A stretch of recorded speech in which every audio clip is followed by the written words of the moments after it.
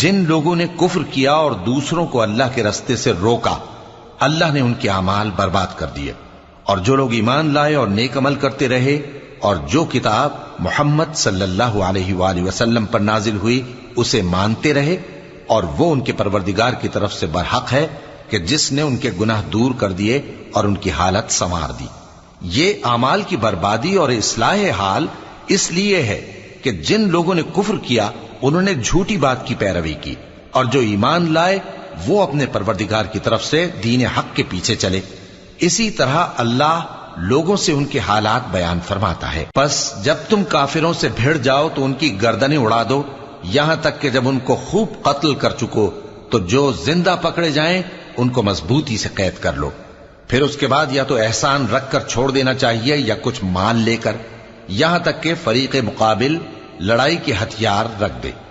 یہ حکم